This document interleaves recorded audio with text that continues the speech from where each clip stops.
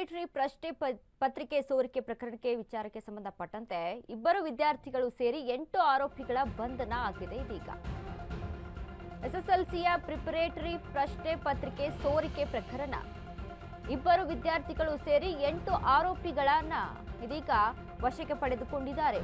ಬಂಧಿತರು ಬಹುತೇಕರು ಕಲಬುರಗಿ ಮೂಲದವರು ಅಂತ ತಿಳಿದು ಬರ್ತಾ ಇದೆ. ಶಿಕ್ಷಕರು, ಸಹ ಶಿಕ್ಷಕರು, ಮುಖ್ಯೋಪಾಧ್ಯಾಯರು ಕೂಡ ಇದರಲ್ಲಿ ಇದ್ದಾರೆ. ಪೊಲೀಸ್ ಕಮಿಷನರ್ ಸೀಮಂತ್ ಕುಮಾರ್ ಸಿಂಗ್ ಹೇಳಿಕೆಯನ್ನ ಕೊಟ್ಟಿದ್ದಾರೆ. ಉಪವಿಭಾಗ ಸೈಬರ್ ಕ್ರೈಮ್ ಪೊಲೀಸ್ ಠಾಣೆಯಲ್ಲಿ ಕೇಸ್ ಕೂಡ ದಾಖಲಾಗಿದೆ. ಸಾಕ್ಷಿ ಮತ್ತು ಮಾಹಿತಿ ಆಧಾರದ ಮೇಲೆ ಕೆಲವರ ಬಂಧನ ಕೂಡ ಆಗಿದೆ. ಪ್ರಶ್ನೆ ಪತ್ರಿಕೆಗಳು ಆನ್ಲೈನ್ನಲ್ಲಿ ಶೇರ್ ಮಾಡಲಾಗಿತ್ತು.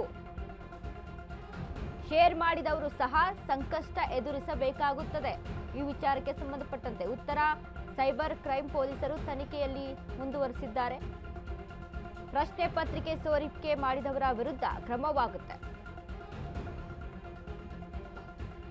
ಇದೀಗ ಎಸ್ಎಸ್ಎಲ್ಸಿ ಪ್ರಿಪರೇಟರಿ ಪ್ರಶ್ನೆ ಪತ್ರಿಕೆ ಲೀಕ್ ಮಾಡಿದವರ ವಿರುದ್ಧ ಇದೀಗ 8 ಮಂದಿಯನ್ನ ಅರೆಸ್ಟ್ ಮಾಡಲಾಗಿದೆ. ಇದರಲ್ಲಿ ವಿದ್ಯಾರ್ಥಿಗಳು ಮಾತ್ರವಲ್ಲ, ಪೊಲೀಸರು ಅಲ್ಲಿ ಇದ್ರು, ಶಿಕ್ಷಕರು ಕೂಡ ಭಾಗಿಯಾಗಿದ್ರು ಅನ್ನುವಂಥದ್ದು ಇಲ್ಲಿ ತಿಳಿದು ಬರ್ತಾ ಇದೆ.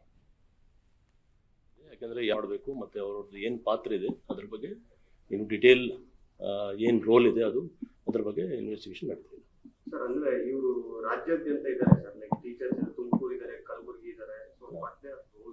ಅಲ್ಲ, ಅದೇ ಹೇಳಿದಲ್ಲ, ಈಗ ಜಸ್ಟ್ ಕೆಲವ್ರ ಮಾಹಿತಿ ಇದಾದ ಮೇಲೆ ಈ ಸದ್ಯಕ್ಕೆ ಕೆಲವ್ರಿಗೆ ನಾವು ಪಿಕಪ್ ಮಾಡಿದ್ದೀವಿ. ಅವ್ರದ್ದು ಏನು ಪಾತ್ರ ಇದೆ ಮತ್ತೆ ಆಫೀಸಿಂದ ಅಥವಾ ಪ್ರೈವೇಟ್ ಕಡೆಯಿಂದ ಯಾರ್ಯಾರು ಶಾಮಿಲ್ ಎಲ್ಲರಿಗೂ ನಾವು ಕ್ವೆಶ್ಚನ್ ಮಾಡಿ ಅವ್ರ ರೋಲ್ ಇದ್ರೆ ಖಂಡಿತ ಅವ್ರ ಮೇಲೆ ಕ್ರಮ ತಗೊಳ್ತೀವಿ. ಅಲ್ಲ, ಅದೂ ಒಂದು ಪಾರ್ಟ್ ಇದೆ. ಯಾಕಂದ್ರೆ ಯಾರು ಸೋಷಿಯಲ್ ಮೀಡಿಯಾದಲ್ಲಿ ಹಾಕಿದಾರೆ ಅವ್ರು ಖಂಡಿತ ಅವ್ರದ್ದು ಕೂಡ ಜವಾಬ್ದಾರಿ ಬರ್ತದೆ.